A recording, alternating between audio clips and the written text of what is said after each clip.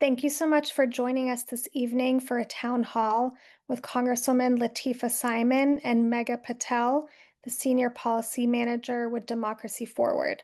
The Congresswoman will be providing an update on her work in Washington, D.C. and in the district at the top of the town.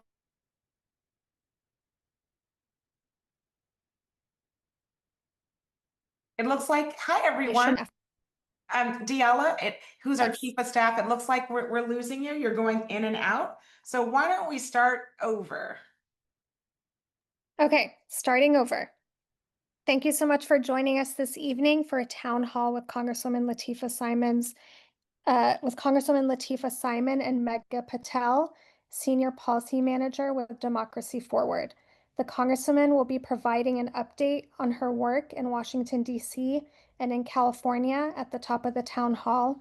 Afterward, Megha will be providing an overview on Democracy Forward's nationwide litigation efforts.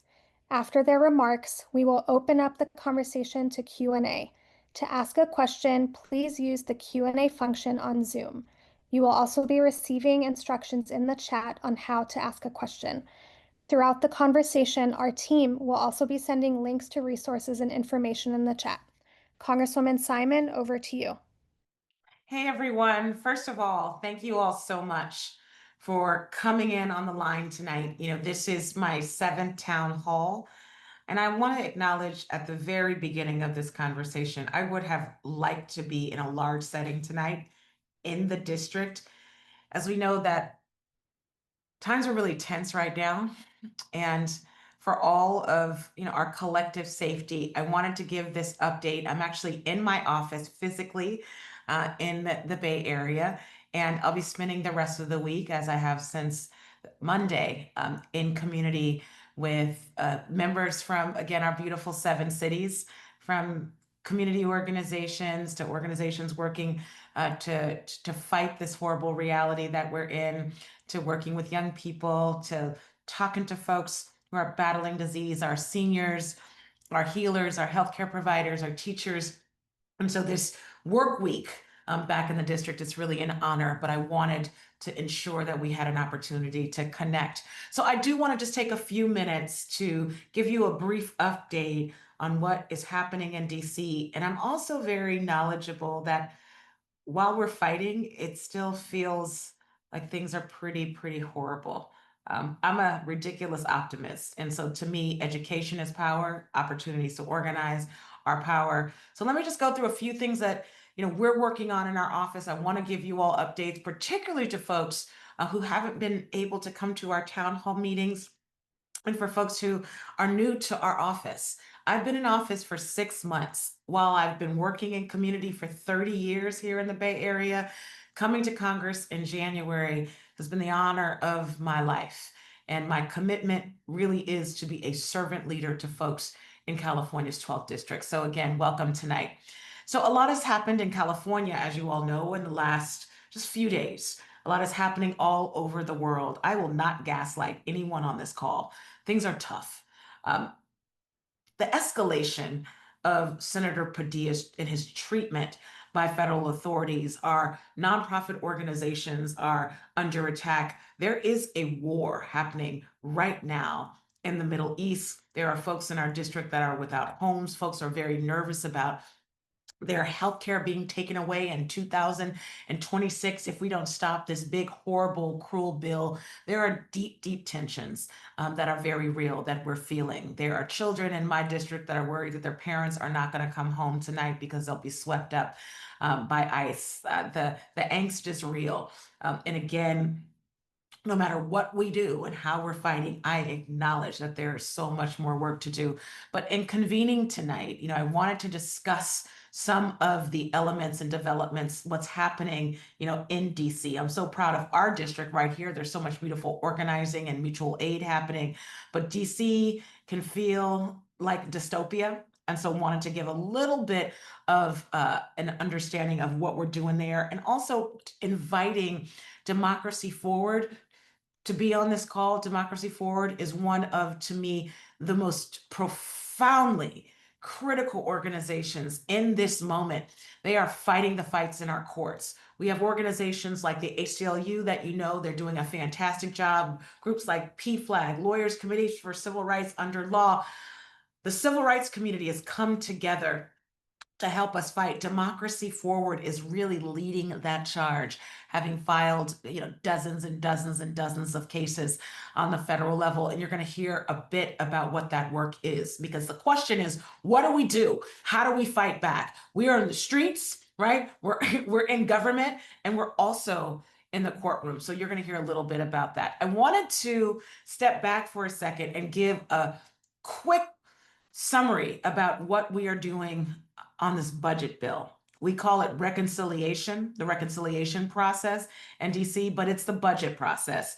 So 3 weeks ago, some of you all saw, as we were shouting from the mountaintops, that the Democrats, we had a marathon of 48 hours of being in the Capitol, trying to fight this bill as it went to the floor. I was proud to vote against this they're calling it the big beautiful bill, but it is ugly. It is cruel. Before it came to the House floor, I actually had the opportunity to offer 2 amendments, and I'm so thankful that I was able to have that opportunity to sit in front of the Rules Committee and speak on behalf of folks in my district, and in fact, folks from all over the country: poor folks, disabled folks, queer folks, federal workers, mothers who are working 2 and 3 jobs.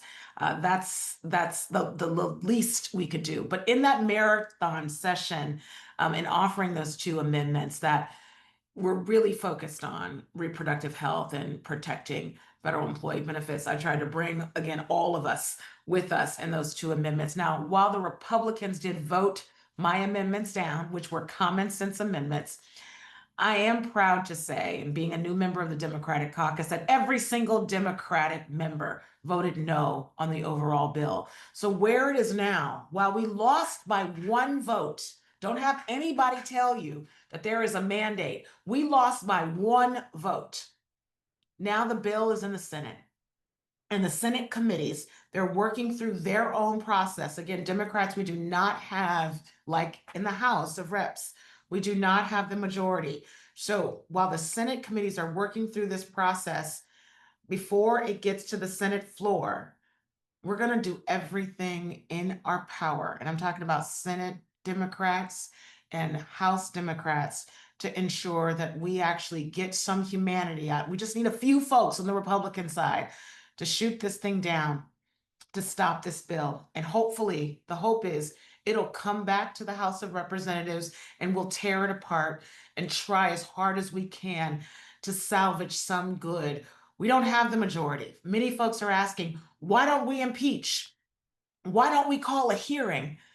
One of the saddest things to me about being a new member in the trifecta, we don't have the votes, but what we do have is an opportunity every single day to tell the damn truth and to vote no on every single heinous bill that comes before us. But again, the power is in the streets, it's on the Hill, and it's also in the courts. So we're going to talk a little bit more about that in a second. I do believe that we will win, but in the midst of fighting, there are folks who are hurting, and we hear them and we're working for them. Some of the work that I have been so honored to participate in outside of just voting, because that's not enough, we have demanded my office, the Secretary of Defense, Pete Hegseth, to rescind the order to rename the USNS Harvey Milk. Now, again, I am a conscientious objector. That being said, I have deep respect for the men and women and siblings who are in the armed forces. Harvey Milk was himself a veteran, and it's extremely important that this administration live up to our promise of honoring folks who have served. The threat of taking Harvey Milk's name off of the USNS is horrifically homophobic and has no bearing in anything that is decent or kind and doesn't look well upon the United States Armed Forces. So we are going to continue to fight there. We've also called and demanded, which seems like an empty call, I will say, but it's important that we use all of our tools, called on the president to withdraw the National Guard from LA and to refrain from further developments and deployments of military personnel. I'm so proud of our Attorney General and our governor for fighting the good fight in court literally today to ensure that the president doesn't continue his ridiculous and unlawful overreach. My office also demanded that the DHS Secretary, Ms. Noem, appear before the Oversight Committee, which I am on, to answer for the Senator Padilla incident. And I will continue to demand, my colleagues, we're going to continue to demand. The problem is why elections matter. We do not have the numbers on the Oversight Committee as it stands as Democrats to ensure that she can come in front of our committee. We don't have the numbers, so we have to fight, fight, fight, fight. It is our right to have oversight over these secretaries who continue to break the law. I've also joined the House colleagues in the House and the Senate to demand that Republican leadership answer for the Padilla incident. We love Mr. Padilla. Senator Padilla is fantastic, but why it's such a big deal? Members of our community just right outside are being swept off the streets with no warrants illegally. It's illegal to do what they're doing. These folks are being denied due process. Anybody on our soil deserves due process. When you have a sitting senator thrown to the ground by federal authorities, we know we're in bad shape. Having us hold them accountable it's a priority. It's a priority. We cannot be a lawless nation at the top levels of government. You all saw what happened in New York today. We have an obligation to hold these folks accountable. Lastly, folks are asking, well, what can we do? California's 12th district is not only the most diverse congressional district in the country, we are extremely active, we are extremely committed, we are extremely diverse in ethnicity, in religion, in ability and knowledge.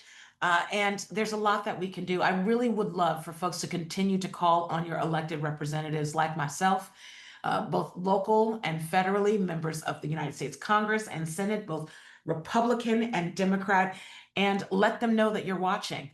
Senators in other states, they must answer your call. I don't care if you don't live in their district. Both Republican and Democratic senators, have them stop this horrible, cruel bill. In this moment, in our district, there are members of the immigrant community who are waiting on their asylum court dates. They are trying to follow the law as much as they can, and literally the infrastructure has turned their backs on them. What I would love for folks to do is to continue to volunteer at organizations in our communities that are working to provide support for folks who are struggling on the front lines. There are organizations, and again, we have them, some of these direct links on our websites. Folks are providing legal aid, food assistance. You know, the federal government has fired over 7,000 employees in our district alone. In the federal government, we've talked to members who were working for the VA, folks who were working on suicide crisis lines, folks who were working for the IRS, trying to ensure that those websites were accessible to disabled people. They've been fired. Their families are in line at the food bank. Please support food assistance and organizations that are working on healthcare that, again, may need some volunteer help. Mutual aid will get us through this work. We will legislate, again, we will mobilize, but we will also lend a hand to folks in our communities who are desperately feeling the wrath of this administration. In terms of the mobilization of our communities, keep doing that, whether it's offering services from your organization or company, making sure that your neighbors know their rights. You can find those your Know Your Rights flyers on my websites in multiple languages, and continue to call my office.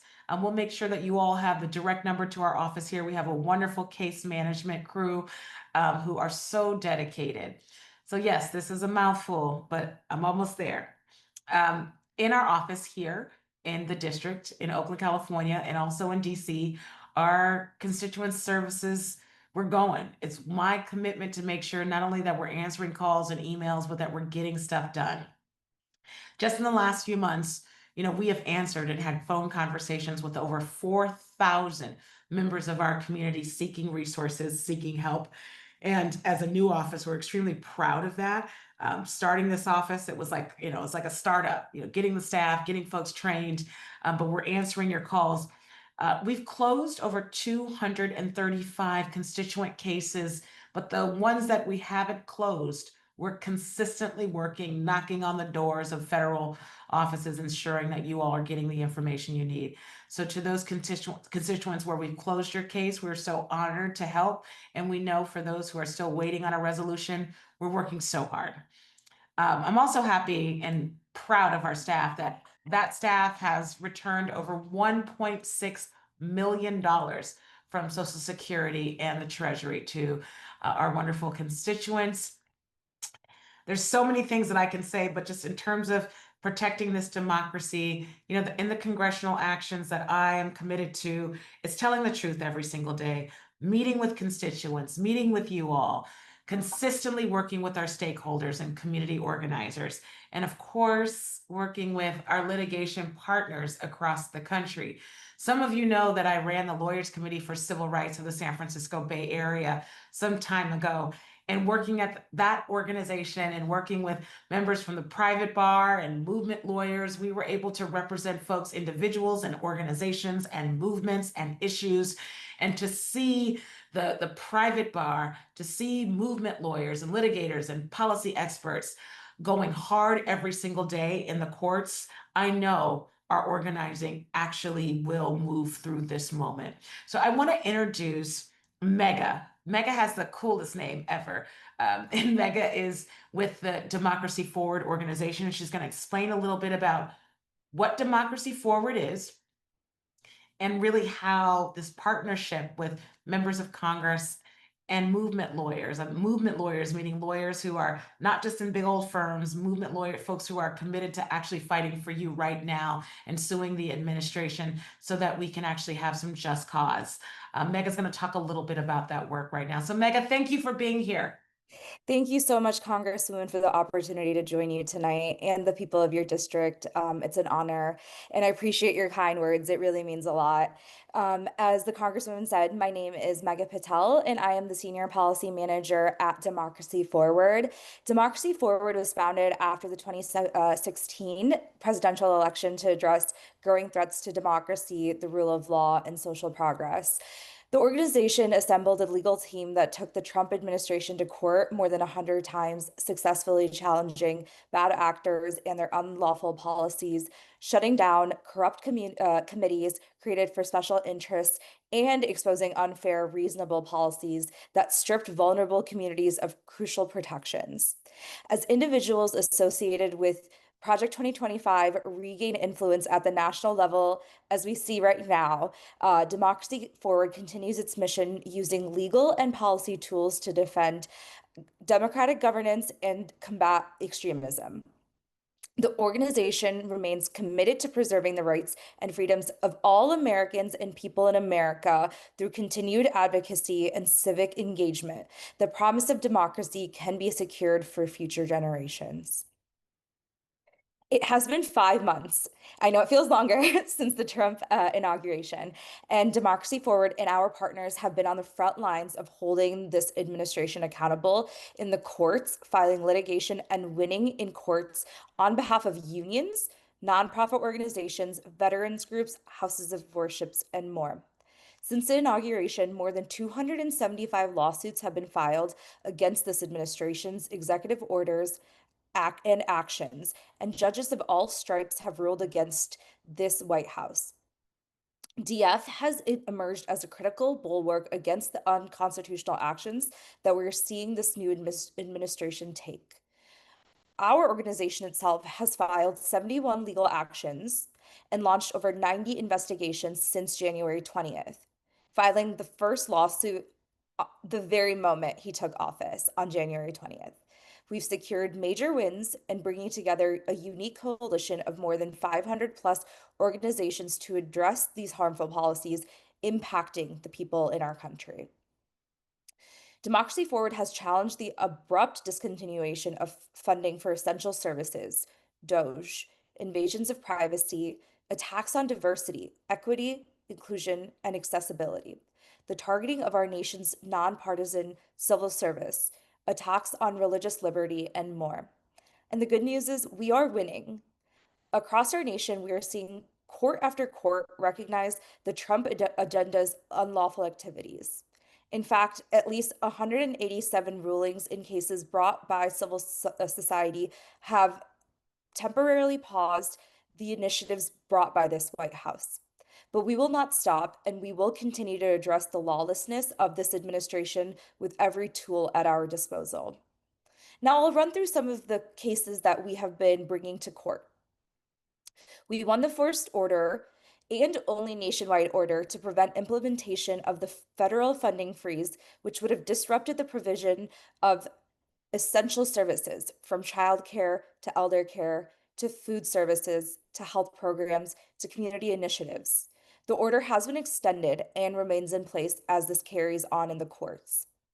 We also secured a federal court order on freezing billions of dollars in congressionally approved funds under the Inflation Reduction Act and Infrastructure Investment and Jobs Act, otherwise known as the Bipartisan Infrastructure Law.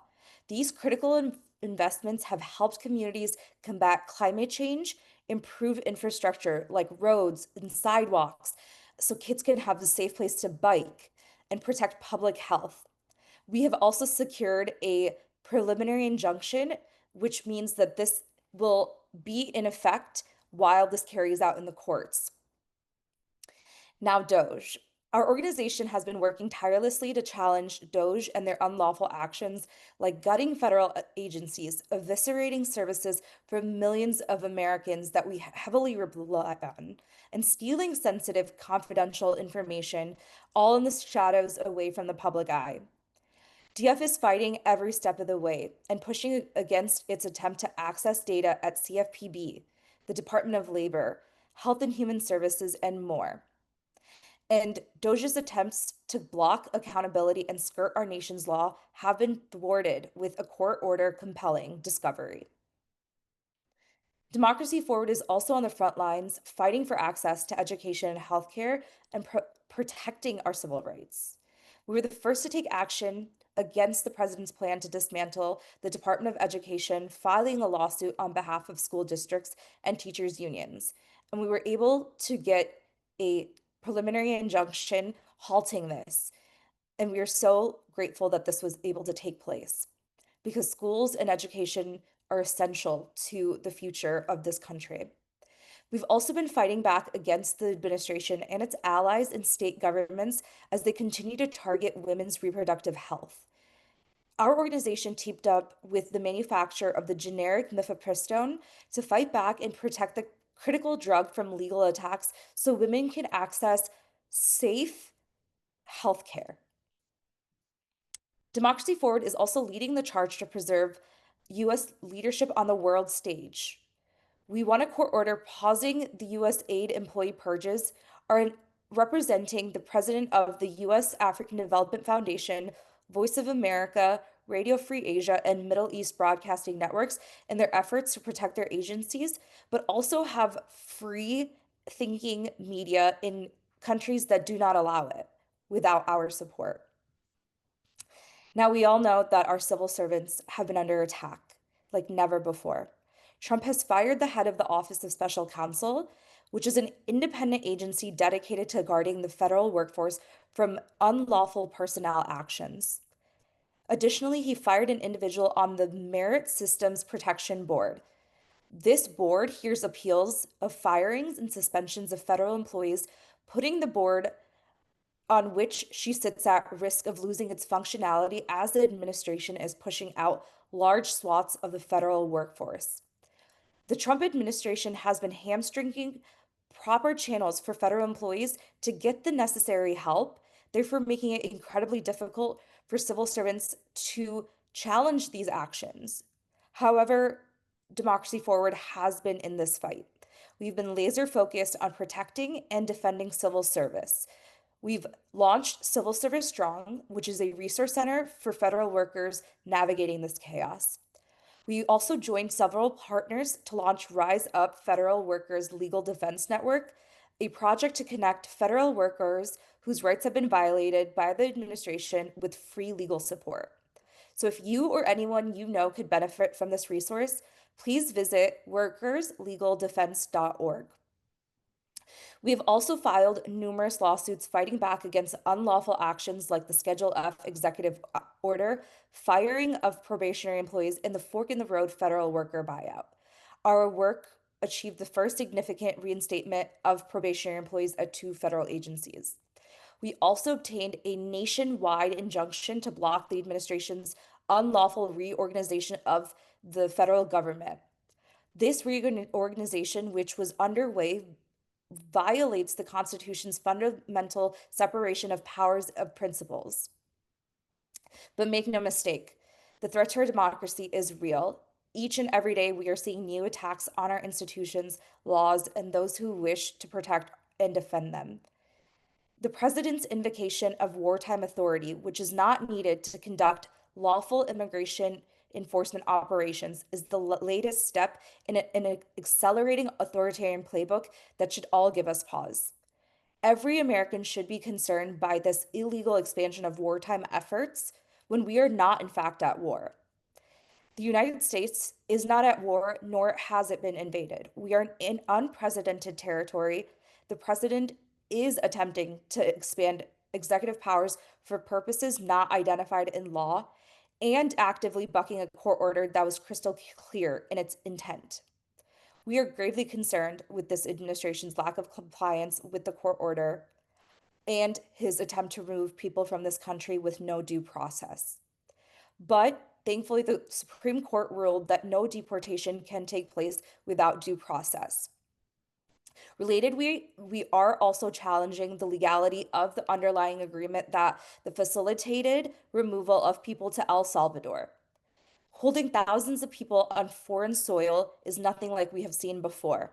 And so we are in the courts fighting this every day. We're also suing the Department of Health and Human Services on new policies that have resulted in the separation of families and prolonged detention of children in the federal immigration custody. Since this administration has been in office, kids have been separated from their families for an average of 112 days in these holds. Previous administrations did not enter sensitive locations like we are seeing like this one do, and terrorize kids to even go to school. That's why we fought for and won a ruling to block the administration that and would have enabled immigration officials to enter houses of worships and sensitive locations to conduct immigration enforcement operations. The president is also attacking lawyers, law firms, judges, and nonprofit organizations. Democracy Forward has been side by side with these groups, providing support and resources. That includes initiating litigation to defend the rule of law and academic freedom, and organizing a letter to Attorney General Pam Bondi, signed by more than 4,300 members of the legal organizations and profession, and urging her to defend the rule of law. But that's not bury the lead. Trump is losing in court, and so now he wants to come for the third branch of government. The president's increasing targeting of lawyers, the legal profession, and judges is in response to a number of instances where communities across the nation have had to go to the federal court to protect their rights from this administration's overreach. Instead of working through the legal process or seeking to govern in ways that comply with the US Constitution and our nation's laws, the Trump-Vance administration has opted for a course of retribution and intimidation. Time and time again, President Trump and DOJ have shown reckless disregard for the law, and their actions are not just irresponsible, they're unlawful and dangerous. We will continue fighting in court to protect the people in this country and our democracy. In order to do that, Democracy Forward launched 2 important initiatives as part of the counteroffensive. Democracy 2025, which is a large coalition of 500 plus organizations filing lawsuits day in and day out to prevent this runaway administration from becoming more authoritarian. And also Civil Service Strong, which I mentioned before. So people were wondering where the pushback is. Well, you are seeing it in the courts with our brave plaintiffs and making a difference for people.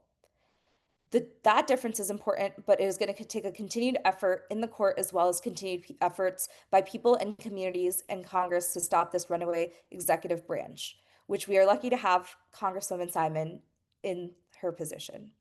And again, thank you for this opportunity, Congresswoman, to join you this evening and the people of your district. I will turn it back over to you and for questions. Thank you so much, Mega. There was so much that you said. I want to make sure that folks, on the line, they get information about Democracy Forward. I'm going to turn it over to Diala a bit in just a second. Can you, again, for folks who are just tuning in, just give us a 30-second again of what Democracy Forward is? Are you 3 lawyers in a small conference room? Give us an understanding. Again, we keep saying Democracy Forward is doing great work. Talk about the organization just briefly for folks who are just tuning in, and then give us a Absolutely. way to contact you all. Definitely. Thank you, Congresswoman. Democracy Forward is just over 110 people in an organization, in an office. We are buried away day in and day out, of made up of primarily lawyers fighting in the courts for you name the issue area, we do it. So whether it's for our civil servants, Social Security, your privacy of your data, we are there. And so we will be there fighting every step of the way. And to get a hold of us, just go to democracyforward.org. You can see all the updates of our court cases. You can also get a hold of us through the Contact Us submission form. The other thing I would say, the executive director of Democracy Forward was a key witness last week in a congressional oversight hearing. The Republicans brought sanctuary state governors in the thinking that they were going to ridicule them, and Democracy Forward was really central in having that hearing speak to what these governors are lifting up in terms of safety and support for members of our community. So thank you, Diala. Thank you. Thank you so much, Congresswoman and Mega. Now we're going to go to Q&A, and as a reminder, we're receiving these via the Q&A function and for those folks who sent questions when they RSVP'd. The first question is to Congresswoman Simon. Congresswoman, can you please talk more about the Medicaid cuts included in the reconciliation bill and what that would mean for community healthcare centers and the broader healthcare network? Sure. There's also a question that or a comment that I do want to, that most folks are not seeing, but I want to take it upon myself.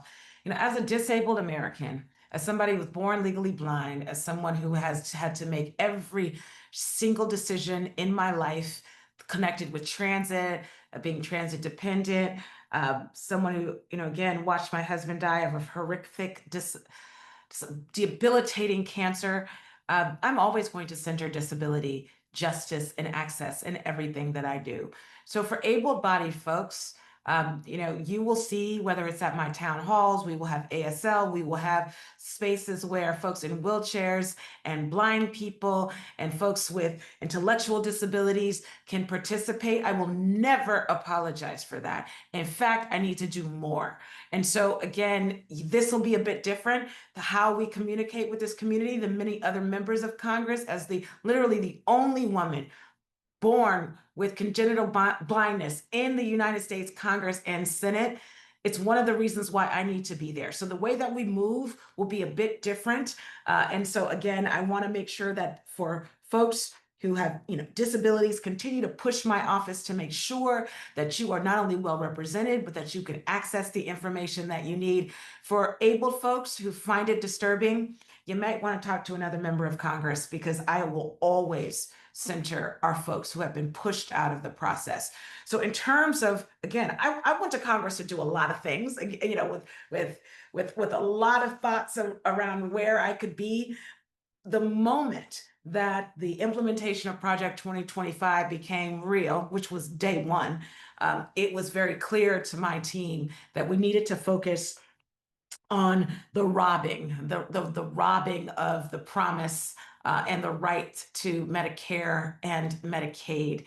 As the extension of the robbing of Medicaid, again, 16 million people may lose their health insurance. We have, from the moment that I was sworn in, we knew even before this bill took shape that to give the tax breaks promised by the Trump administration to folks who make a lot more money than most of the people on this call, that they would have to dig into the social safety net, from Social Security to, again, the promise that we hold, at least in this Bay Area, around science and research. I'm not only committed to fighting this fight, but to actually centering the practitioners and the patients and literally the elders and folks who deeply rely on what I believe is a promised entitlement. I can kind of go on and on about what could happen in the short term if we don't win this fight, but I'm very focused on winning the fight. The big, cruel bill, its implementation strategy, in fact, would not go into effect until after the 2026 election. While right now in our district, our federally qualified health clinics have not been able to draw down on the grants that were promised to them. So again, so much of what I'm spending my time on as a member of the Oversight Committee, and in fact, as a member of the Small Business Committee, holding a mirror to the hypocrisy. So the small business in this country, the business owners mostly rely on Medicaid to provide and offer health insurance to their employees. In terms of the breaking down of these institutions that provide literally the most basic of supports to the folks who need them most, folks, I actually feel that we are going to win this fight because there are millions of Americans, from folks who vote super red to folks who are voting blue. It doesn't matter. If you're an elder, you need to be able to live your years with dignity. If you're a single mother and you're working at night and going to school in the morning and you get $6 a day for you and your son for SNAP benefits, that's $12 a day times 30 days a month. That's not enough. And so for Republicans who've never been poor, I don't care, for Democrats who've never been poor, for folks who've never realized what it means to take care of someone who is homebound, we'll continue to fight the fight, from California to Rhode Island. Diala, I don't know if Diala is our wonderful chief of staff in DC. Is there anything that we should address with this question? Because it's a very, very important one. And again, Mega, if you want to jump in around the Medicaid and Medicare fight, please feel free. Thank you, Congresswoman. I think you answered it all. We're next going to go to a question that's addressed to Mega. Why isn't the court stopping Trump, and what can we do if they don't comply? Great question. So we actually are seeing the courts stop him, but it takes levels at a court. So first it starts with a temporary restraining order, and we have to bring these sort of challenges.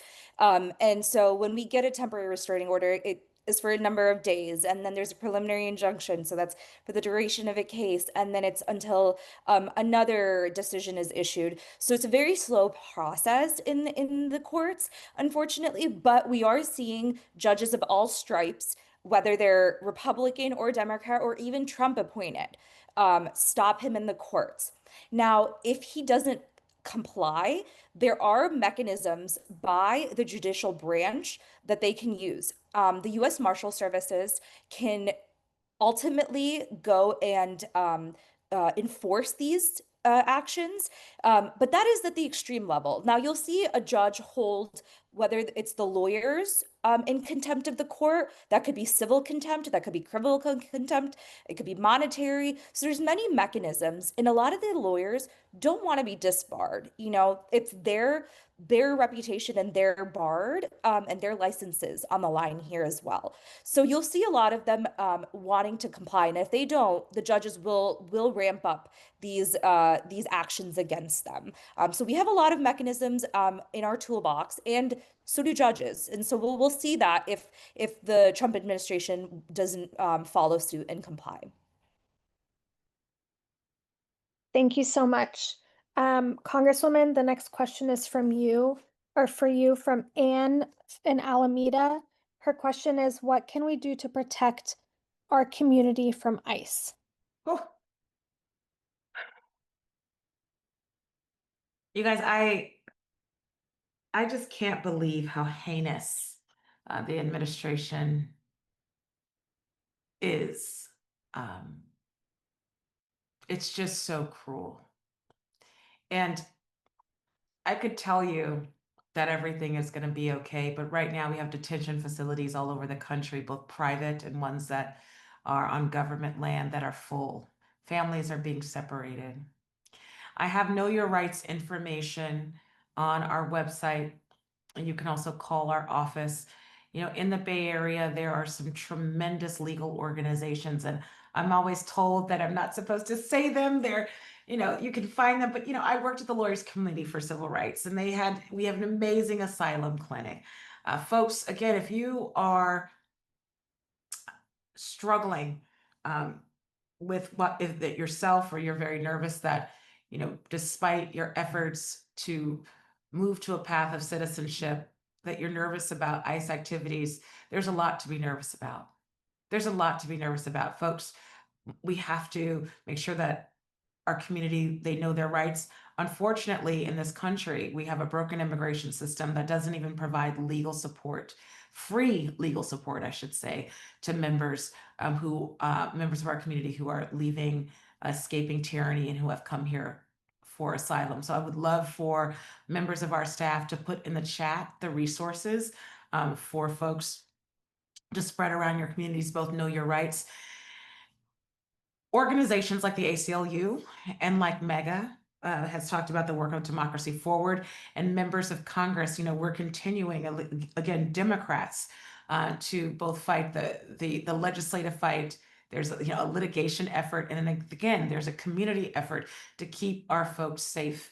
I will say that the work that we are doing, we meaning us, you, in communities to create a durable movement. Millions of folks this weekend took to the streets in every single state, letting the administration know that not on our watch will we continue to allow the federal government to act with impunity, and to not allow folks seeking asylum, which is enshrined in our Constitution, that we won't allow for it.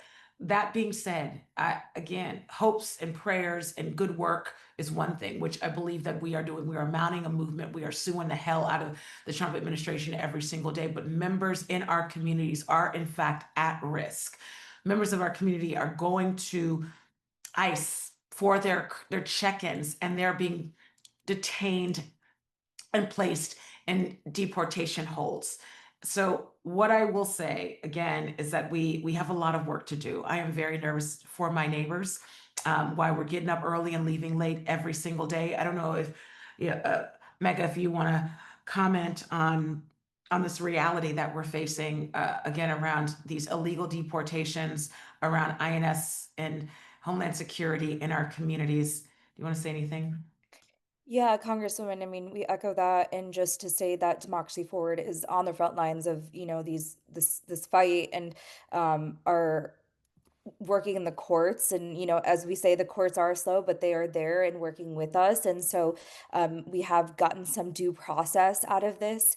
Unfortunately, it's what we're seeing is horrible, and especially what we've seen in LA, but we'll continue to fight this in the courts and make sure that people in America have the right of due process, and will continue to. Well, and one of the things, Mega, that is so important that we have to lift up, the Bay Area being a welcoming region, right? Our city's saying, you know what, we're worried about what we're doing on these streets here.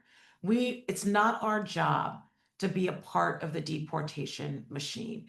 Our folks need to be worried. Our law enforcement here needs to be worried about your car getting stolen, and the potholes in the road, and folks who are speeding, and rape and murder, and keeping our businesses safe. That is what a welcoming or a sanctuary city or state should be doing. In fact, not doing the job and not commandeering our law enforcement to what we know to do what is illegal in terms of denying folks their process. There are so many people on this call. I'm seeing you all provide comments. There are a number of organizations that I want to make sure my staff get out to all of you all in the thank you email, because we will be thanking you to continue to give to friends and family. The Bay Area is so rich. Central La Casa de Legal, there's so many groups, Asian Law Caucus. They are working with organizations, again, like the ACLU and Democracy Forward, both on the individual litigation side and support, but also doing large, complex litigation work. And we're so proud to live in this community, unlike many places around the country where they don't have the services that folks deserve. So again, we will continue to make sure that we're sending out information on how folks can, again, assert their rights and also get help. Thank you, Congresswoman. Megan, this next question is for you. How do you enforce the lawsuits that you are winning? It's a great question. So I want to make it known that like our lawsuits are still in the process, and so we are winning great actions that come down, but we have not had any final rulings in certain lawsuits. But to that effect, to enforce the actions that have come down, we do go back to court to we don't take the administration's word and say, oh, you are complying with the injunction that came down and so the funding will come through, or that you will stop taking people and not give and start enforcing due process. No, we do go back to court and essentially say to the judge and ask for records and say, here, like we are asking for proof and evidence, and make sure that they are complying with all orders. If they aren't, then the judge will say you have X amount of days. Sometimes they will again hold them in contempt of court, and then if they don't comply afterwards, they will hire that contempt, and it could be a criminal, and it could keep notching it up. So we haven't seen that as much, and we hope to hope it stays on a good level where they keep complying. But if they don't, then we have a lot of tools in our toolbox to keep going back to court, and we will keep fighting the fight for all the people in America. Thank you so much. Congresswoman Simon, this next question is for you. How do you keep despair at bay? Yeah. Well, thank you for that question. And I think, I chuckle because I'm asking myself that same question every single day. I'm 48 years old, and, in my time running organizations from the Young Women's Freedom Center to working in prisons and jails and running the Lawyers Committee and working in movement philanthropy, where I was able to move resources to community organizations doing some of the most fierce work. I've been on the ground for a really long time and have committed myself to really being in that gap, working with folks who have lost so much, their freedom, never their dignity, but their freedom, their benefits, their oftentimes because of their relationship with government, because their relationship with abusive family members, because of their disability, because of their HIV status. So I'll tell you what helps me. And again, I'm in this position now in Congress, which I never thought I would be in the sense that I'm in Congress and I should be able to push through very difficult times. But of those folks that I've met with over the years and worked for, whether folks, survived the Holocaust or they had to literally, walk from the West Bank to Jordan, 50 years ago, for folks who, are again escaping trafficking, I'm super clear that in this moment, we don't have, for those of us who have an ounce of privilege, we don't have the luxury of being ahistorical. All of us come from a mighty people who have survived deep tyranny. But here we are again. Whether you're a person of faith or you have deep belief in history, or you read your Constitution, even though it might not have been written for you, we have had to fight for every single right that we have been able to obtain. I actually feel every single day I wake up and look, we have a chance to fight another day. My mother was born in segregation in Malvern, Arkansas. Her mother never had the opportunity to experience being fully a part of a democracy that she and members of her family helped to build in the segregated South, in the enslaved South. So again, I refuse to gaslight folks and say all will be well tomorrow. No, absolutely not. But this is a democracy worth fighting for. Our people are worth fighting for. And for the folks who can't fight, continue to demand and elect folks who will fight for you. Now, we remember, in both in the Nixon administration and in the Reagan administration, where there were severe attacks on our social safety net, severe attacks. We are still seeing 3 generations later the reality of what happens when you rip away social services from disabled people, from folks with mental health issues. We're still seeing that. When we win, and I'm gonna go straight partisan here, when we win back the Congress, which will be 16 months too late, right? We will have to begin rebuilding what is being torn down in real time. But now, and you asked me how we move through this despair. When I was at the food bank the other day and I saw folks from all these companies, some of the companies we can't stand, but they're packaging, they're packaging carrots and getting food so that the elders in Chinatown and East Oakland and in Alameda and Albany can have food on Friday. They are working so hard to the senior centers that I have been going to. The medical assistants are showing up every single day, acknowledging that there's fear in the hearts of the folks that they're taking care of, that they might actually have to go to a non-existent home in 2 years. We're fighting for them. I'm a woman of deep faith, and I was raised in a multi-faith family. I had the most praying grandmother. She went to a Christian church 9 days a week. I said it, 9 days a week. I was raised by Muslim parents. I went to a Jewish day school. So many folks, regardless of your religion or not, have found a focal point of hope. I have it. I have it. One of the things that I know, family, is that I'm on the Hill, and when I'm going in on the congressional floor, I know that the folks who are trying to throw this garbage at us, is this horrible, cruel legislation, they will not be able to stomach the realities when and if those legislative priorities become real in their districts. We will win, because I don't care who you are and what you look like. You deserve health care. Disabled children deserve all the protection and aids. Queer children, I say all the time, queer children were born to straight parents. Those parents and those children deserve to have civil rights. Folks deserve reparations who have been denied opportunity. I can go on and on. I have deep faith that we are going to get this thing right. In the meantime, demand everything of your elected officials. If we have not answered your questions tonight, I will make sure. I mean, you guys signed in. Why I wanted your email addresses, and so that we could get back to you, and so we can also acknowledge that you're real people who I work for. So I think we're all feeling very weary, and for some of us more than others. But we're not weak. I was with a African American sister who owns a small business last night, and she is doing everything she can to keep she has a small catering business here in Oakland.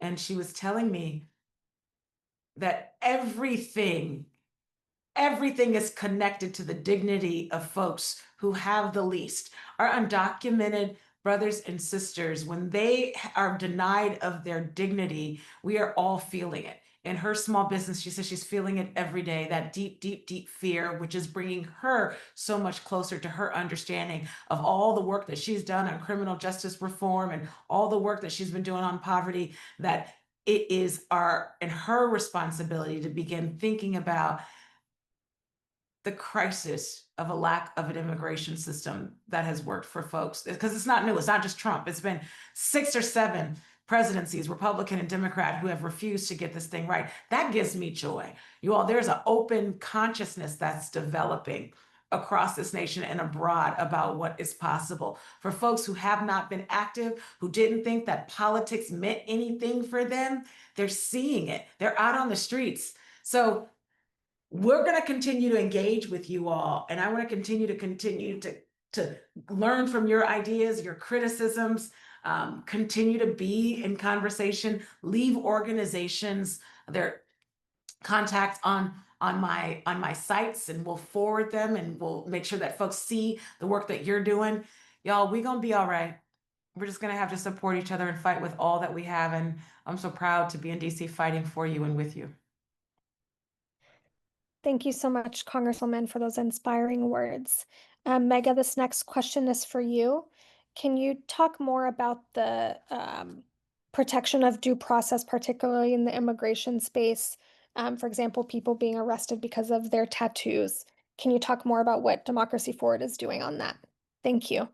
Yes, absolutely. I mean, due process is the pillar of our country. And so it is a right for every single person in this country. We are a democracy. And so we need due process. And without it, we would be another country that does not uphold these values. So Democracy Forward will be on the front line, continuing to fight for every single person in this country, whether you are a citizen or not. You know, individuals that are getting picked up are people with just like us, they have tattoos that are being mischaracterized, and so people think they're gang members. These are 17-year-olds that are fleeing, seeking asylum or refugee status. These are kids every day who are just like your brothers, your sisters, your friends, and they're being disappeared. They're not being deported, they're being disappeared out of our country to El Salvador to be held. And they were just trying to make a better lives for themselves. We also are seeing kids afraid to go to school and get an education for themselves. Kids are committing suicide. A girl, just an 11-year-old girl in Texas, committed suicide because she was afraid and was getting bullied by kids in her school because of her family and because of ICE. These are things that should not be happening. So we will be on the front lines fighting for individuals and our brothers and sisters and our friends in our communities, because this is what our country and democracy looks like. And I appreciate Diallo for that, you kicking that question over to me. It's a great question. And I want to say it's not just the Trump administration that has been doing this for years. Democratic and Republican district attorneys have been doing gang enhancements to young people with tattoos, regardless of their gang affiliation. If they were tattoos, they didn't even have to be gang tattoos. So I am a Democrat, a deep blue Democrat. But again, we have to hold ourselves accountable and look at, again, for years, many of us who have been on the front lines working in communities, we know that even our local government has not recognized the humanity of everyday folks, that folks have been denied due process over and over again, for folks who have been working on police accountability or healthcare accountability or corporate power. Again, we are fighting. Why we will continue to win these small battles in this tornado is because you have movement lawyers like the lawyers and advocates at Democracy Forward and in your community organizations here in the Bay who have been fighting for individuals and against tyranny on a local level as well. This is a very thinly veiled democracy, and we can look at many case studies all over the world and realize when democracy falls, it's because you don't have a very strong base of folks with the tools that fight back. We have those tools. We do have those tools. So from the local to the regional to the statewide to the national, we have to continue to be determined to fight every single injustice. Our public defender here in Alameda County is such a hero. He is doing great work, every single day. They are one of the few public defender's office in the country that also has a deportation clinic. Remember, deportation is on the civil side often. So again, Alameda County, we have a lot to teach, but we're also again in this deep tornado of sorts, and we have to have all boots on the ground. I know we don't have that much time, Diala. We have time for one more question. Yes, thank you, Congresswoman. We're going to do one more question and then wrap the call. The final question is to you. How can we protect the rights of trans people and the LGBTQ community? Yeah. Thank you so much. I can't believe that even in the Bay Area, we're having this conversation. I've worked alongside young, beautiful, powerful transgender children who have been system impacted for 30 years. The reason why I've never changed my cell phone in 30 years, literally, is because I've seen firsthand, again, as a Black, cisgender, straight woman with 2 babies, the strength and the courage of my transgender siblings. We have to love our folks. On the Hill, I'll tell you, and I've gotten a lot of pushback from this. Lateefah, why do you keep talking about trans kids? If you have a party, whether you're Democrat or Republican, who doesn't stand up for folks who are being bullied, denied basic protections, and scapegoated, who the hell are you? I don't know if you all saw that, during one of the oversight committee hearings, there was a hearing on trans kids in sports. I just want to be very clear: to deny the humanity of anyone from anywhere, regardless of what they look like, who they pray to, what their gender is, it's cruel, it's inhumane, and it should be anti-American. Someone told me just last night, the Democrats have not figured out a way to have a good narrative on trans kids in sports. There are 10 trans kids out of 500,000 young people competing at a college level. And at the same time, I have 16 million people in 18 months that might lose their health care. We have literally a burning sky outside and an administration who is hell-bent on supporting wars all over the world, and you don't want to do what you can do to protect 10 babies in college who literally want to be a part of a community. Who are we? I refuse. I refuse to not center disabled people, trans children. Again, folks continue to scapegoat. And I have a lot of passion on this issue because I've sat with these children who were behind bars. No one was coming to save them. I've worked with young people who have been in the sex trade because no one would hire them and they were kicked out of their homes. And because they were in this underground street economy, they moved into the criminal justice system. I prayed with these children to get gender affirming care.